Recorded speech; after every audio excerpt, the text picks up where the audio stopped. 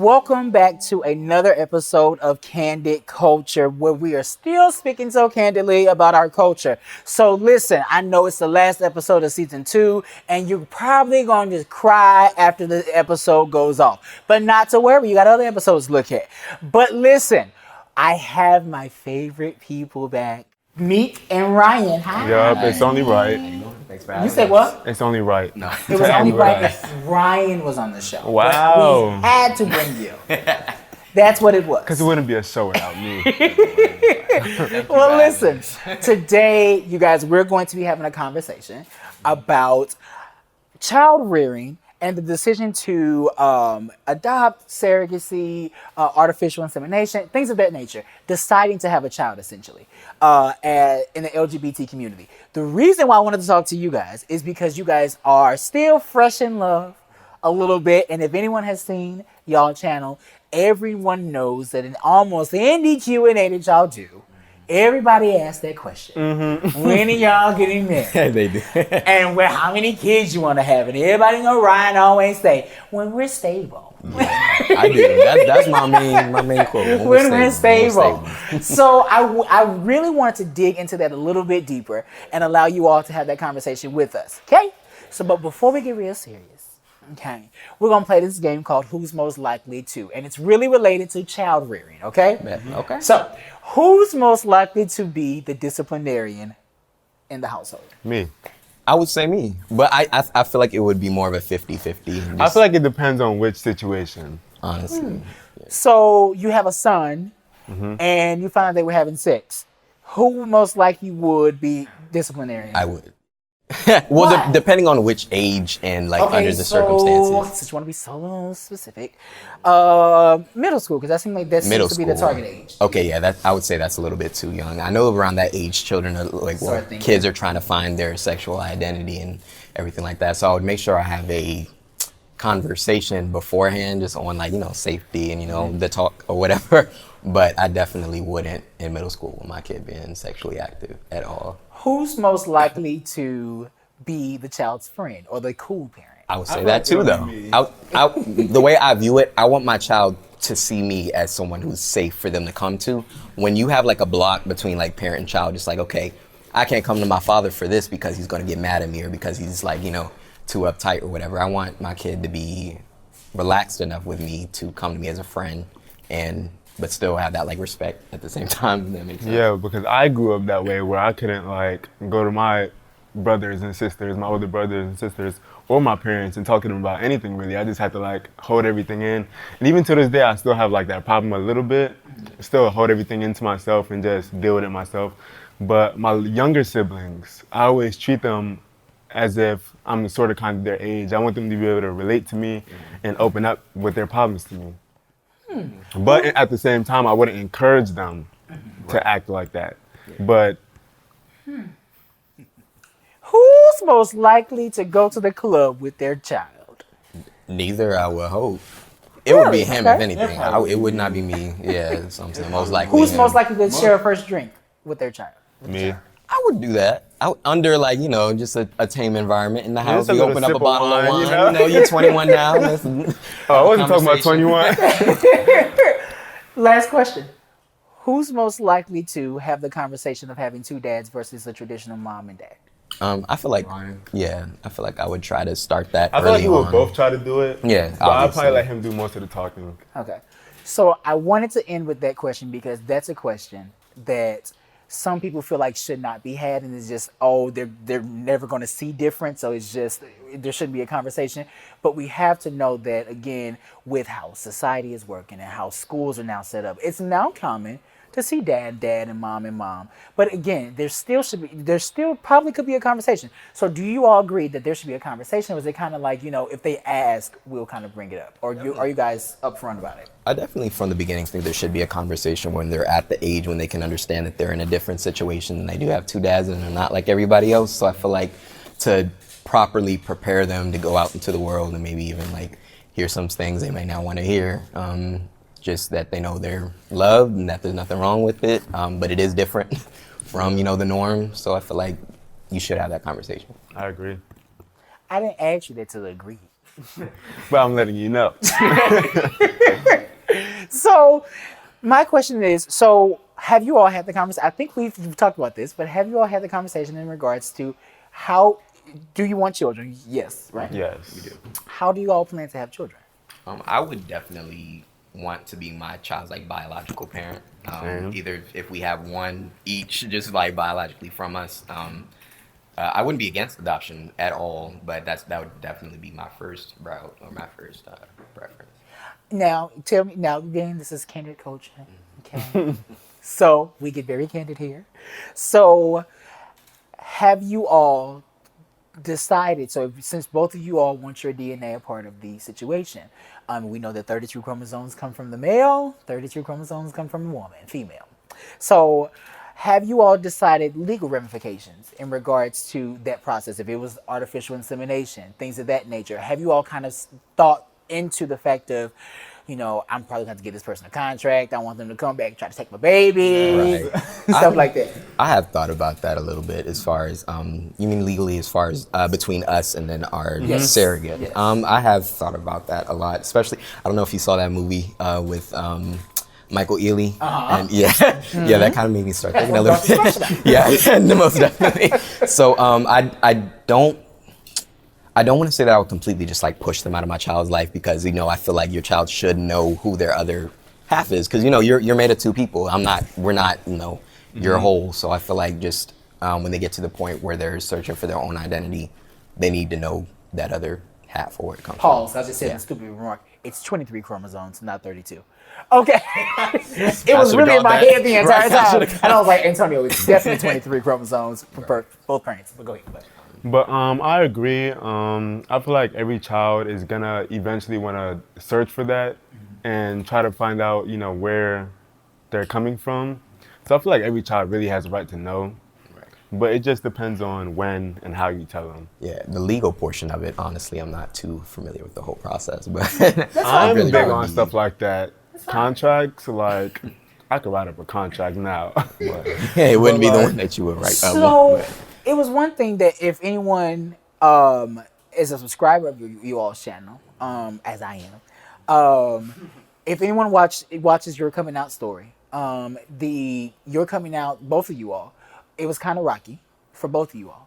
So with thinking about including now marriage to you all's situation in the future, and then possibly having a child, with what we know as fans and followers, do you all feel that your tribe, your family, your birth family, will they be supportive of not only marriage, but you all bringing now a child into that? Have you all ever thought about that? Considered that? As far as like our subscribers and our external like support system, I definitely think we would get a lot of about a bunch of positive feedback. My actual family, I come from like an environment that's very, you know, very heavy in religion. So like that's my main family, my mother, my father, sister, etc. Now the rest of my family, like external family, I feel like they would be a lot more welcoming to the idea. My mom might take some adjustment, but yeah, I'm not too sure. But I feel like our subscribers are very loving. So like they go hard. they really do. They really do. They treat us like royalty. Like they treat us like we've been doing YouTube for a very long time, and it's just like we're still new, but they feel that we give them a lot of authentic videos. Everything we do is pretty natural. So family-wise, my family supports me personally. They might not support my actions and what I do personally, but when it comes to me bringing a child into the world, I feel like they'll be there for me 100%. So I wanted to get a little lighthearted real fast. So what do we want, a girl or a boy first? I want a girl. I want a boy. Really? Explain to me why you want a girl first. I don't know. I just feel like people are scared to have girls first. And I feel like having an older sister and then having a younger brother, it's best looking up to them because it's just like, it's so different. It's really different. I wouldn't want to look up to my older brothers because they kind of teach you what society teaches everybody, basically. So the sister, like, they teach you like a different lifestyle. Like, they're more accepting, they're more loving, more genuine. But the boys are kind of just like oh, we're Fly by gonna the do seat what's of their popular. pants, Yeah. So why boy? White boy, it's kind of a, I don't know, it's a deeper like meaning to it to me. Like me, I didn't have my father growing up, and I know as like a boy growing up, especially as like a young black boy, it's important to have your father in the environment. I feel like, and part of the way I have so much love to give like towards the son that I know I didn't get from my father, and it's just like, that would be my I'm just emotionally jacked. I know, yeah. I'm not trying to get too much. I was like, listen, child, hold Yeah, no, on. that's But I just want to bring like a beautiful black baby in the world, like a baby girl. So, see, and again, what I want to get out of this show is not only for people to understand what Meek and Ryan wants to do, but I want you all through the lens of you all, or through your lives. I want people to be able to help answer those questions for them too. So, one question I know I've had, because as I told you all before, I don't want my own child. I feel like children for me is not something I want. I don't ascribe to be married.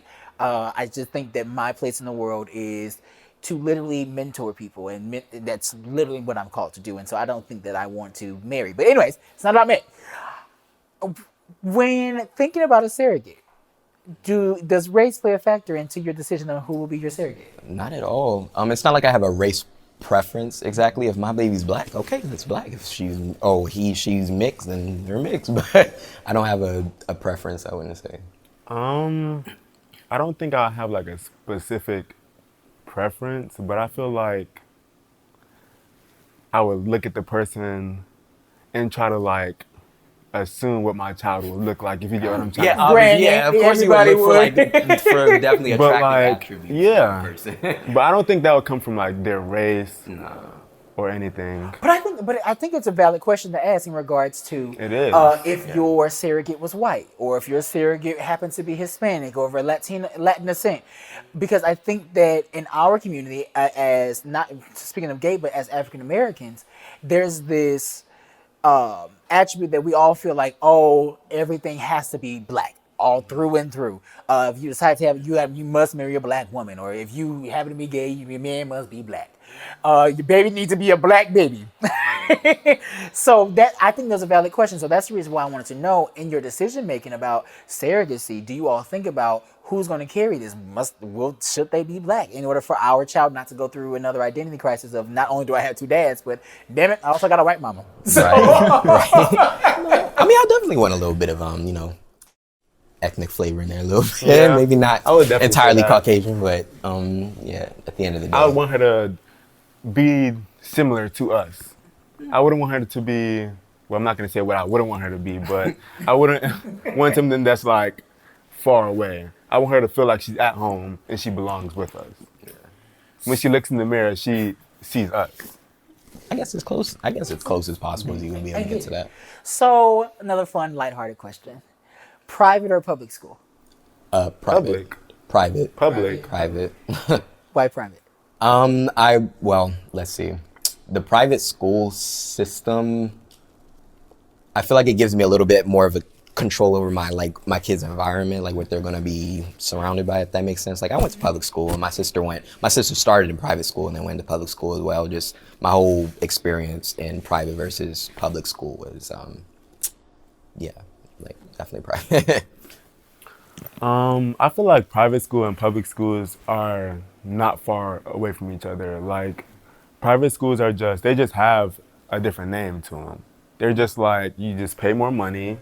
I would say it depends on which private school you're deciding to put them in. how it's designed. Especially their education, that's at the top. So if they're going to get the best education in this private school versus this public, of course I'm going to pay that extra just to ensure the future. So. You're right, but in our area where I'm from, I have cousins that went to private schools, and they're just like everybody else. They still live in the same neighborhood as the kids that go to public schools, so they're still going to hang out with them. They're still going to make, bad decisions that the public school children make. And like, I would want them, in general in school. Right, I would want them to feel as normal as possible. Just because they're already different, I don't want them to feel like we're sending them somewhere to be more different. I would want them to feel just like everybody else, live a normal life, and just live life to the fullest in a way. It's two different like communities, if you ask me. Mm-hmm. I'm kind of happy I went to a public school. Another question, fun question, but still, y'all know it's gonna come up a little deep at the end. So will we raise the child in Baltimore? No, I'm only saying that because I know I don't want I don't want to live in Baltimore for the rest of my life. I definitely want to expand outside of my comfort zone, what I've been surrounded by my whole life, and I would want the same thing for my child, like whatever environment they may be, just maybe not what I grew up with. But And that's another thing. When we move further away, it's going to be more expensive because the places that we're looking at are going to be pretty big and expensive. Like he's considering California. Oh God, I can't visit you, friend. Right? you can always, it's just a plane You ride. felt that, didn't you? It hurt, didn't it? Yeah, I will say I don't want to move too far That's away. college Just 'cause tuition. right. That's master's degree money. Jesus, that's a lot of money. Just taking family into consideration, though, I wouldn't want to move too far away, assuming that my family would open arms, welcome them in. But I wouldn't I be. feel like I just walked ourselves into this question. Thank you so much for doing this. Yeah. So, understanding that you all are wanting to move away from where you all grew up, and like you alluded to, is the fact that they won't have like that built-in. Oh, my cousin lives Right. down the street, or my cousin lives a few blocks over. They won't have that. Right. So, talk to me about, will it become then, as parents, intentional for you all to kind of befriend people who are in your same similar situations? Maybe like two same gender loving people who happen to have children, or that really doesn't matter, as long as they're a couple and they have children. So tell me about the intentionality behind that if you all are moving away. Yeah, definitely. I would say me growing up, my family was very private. Like as far as reaching out like cousins, aunts, and all that stuff, it was mainly around holiday time. So it wasn't a constant for me. So I didn't always have those cousins I could hang out with, or I'm not close to a lot of my outside family. So for me, I would want my child to have that relationship, whether that be biological or if, my best friend, if he has kids, I want them to be best friends. That's your uncle, these are your cousins. Like, yeah, we can create a family by bringing people into my circle. So I would definitely consider that. And it doesn't matter if it's same sex? It doesn't matter if they're same sex. If they're my family, they're my family. They're going to be my kids' family as well. I agree. Growing up, I didn't have like a relationship with just about anybody. Like my parents, they tried to push me away from friends because that would lead me into making bad decisions. So they'll be like, why do you need friends? You have your siblings. Mind you, I have a lot of siblings, and we would just make bad decisions together. It would probably be even worse, but 13 now. But like he said, I disagree with what he said. Basically, like, it wouldn't matter if it's same sex or opposite sex. I would just want them to feel as normal as possible. I forgot which one. How many kids do you want? How many kids? I won't. I'm saying one for now, but when that one pop out, Ain't gonna be no one. I want three. I think it's so odd that you have so many siblings, and you have what? How many? I have three. Three? I have 3 siblings. And you have 13? And I would think that you were so used to that dynamic of having and again, no matter how close you guys were, but...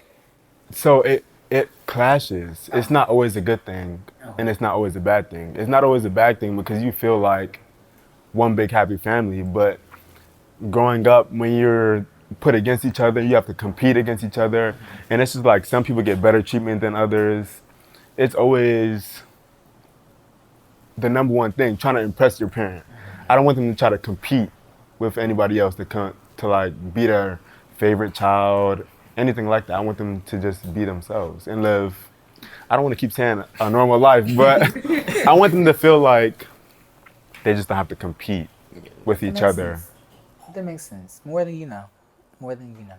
So, I think That's that all you we all did. will be, what? I said, that's all we did growing up was compete. Like, where they're coming to schoolwork, grades, sports, anything. Like, one person do a sport, we're all joining that sport. And we're all gonna be racing or doing whatever. We're all gonna be going to that finish line just to talk.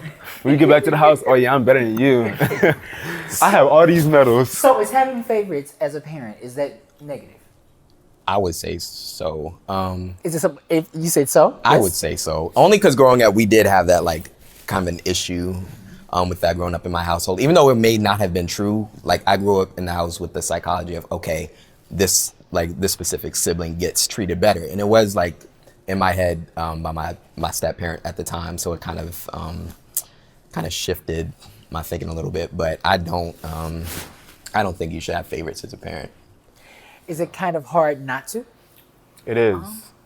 Speaking from somebody that have all these siblings, because I feel like and I a lot of my bad decisions came from me trying to impress them. Me being the middle child, it's just like I'm kind of like left out because I'm not one of the older ones. I'm not the baby either. So it's kind of like I'm just there. So I'd always like, I used to try to just be cool. I tried to impress other people. I tried to get attention from other people because I wouldn't get it from home. So I'll go to school, act up, skip class, hang with the wrong group of people. And that is why I just want to have one. And just give them all the love and affection that they deserve for now. So for I now. like the one, and I have a question for you. So, because he and I share this too. I'm a middle child too. I'm a middle child as well. That's why I was going to say it's very easy to have that middle child I'm mentality. glad that you brought it up. It's how, so as real. Parents who both have been middle children, how do you all parent that second child in between 1 and 3? I feel like when you're aware, because my mom's aware now. She came to me actually like as an adult now. She came, she was just like, okay, as you were growing up, I never realized, just because I have the same thing. I'm a middle child and you're a middle child, and we should have shared that connection. Is okay, at certain points you do feel like you may not be good enough, or you feel like certain siblings are treated better than you are, and that bleeds into other areas of your life as well. You can, even in your career, in school, you feel like you're not good enough. You always have to, just prove yourself, if that makes sense. So knowing that, and knowing that middle children can carry that mentality, I feel like you would have the tools to properly address that. So. And being a middle child also made me like way too competitive. Like me and him can get in an argument, and it's kind of like we'll just go back and forth, but I always try to get the last word out. Yeah. Or like I'm just competitive with everything. Like it bothers me and it bothers other people at times, but it's something that I can't control when it got this far along. It's just like, well, I'm not gonna lose. I'm not gonna let you beat me. So I thank you guys for joining me. Thank you. We thank you for having me. Amazing experience, just in general. Do what I can. So for the people who want to keep up with you all on your journey, to see me doing your wedding and stuff like that, and to be your children's godparents and stuff like just that. Just slip that in there. As their grandfather.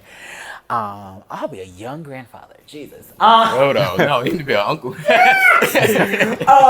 So tell us where we can find you to keep up with you. Yes. You can find this on Instagram. That's like our main social media. My Instagram is @DVMIQUEE. Yeah, and my Instagram's Ryan, spelled with 2 N's, _J99. And you can find us on YouTube at meek&ryan. Or maybe Mayan Tribe. Mm-hmm. Never know what's coming up. I like Mayan Tribe. And y'all got some fancy little shirts. Yes, we do. Yeah, these are on the market, good to go. So. How much? And do we got to pay for these? Yes. Oh no, you have to pay for them. Yes. Okay. And where are we gonna get them? How much will you charge me? $20 for now. We're working on some more designs, but they're going to be released on our website, meek&ryan.com.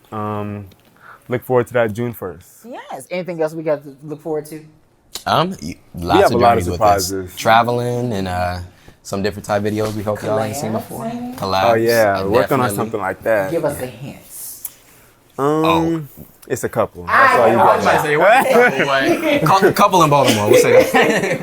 So listen, guys, I hope that you all learned something and gathered something from this episode. Again, the episode is not meant to invade Meek and Ryan's life. However, it's to give us a look into the mindset of couples who still have these same questions in regards to ethnicity of a surrogate, how we would discipline them, what that our tribe would look like for our children. Understanding that it's something that's worth having a conversation about.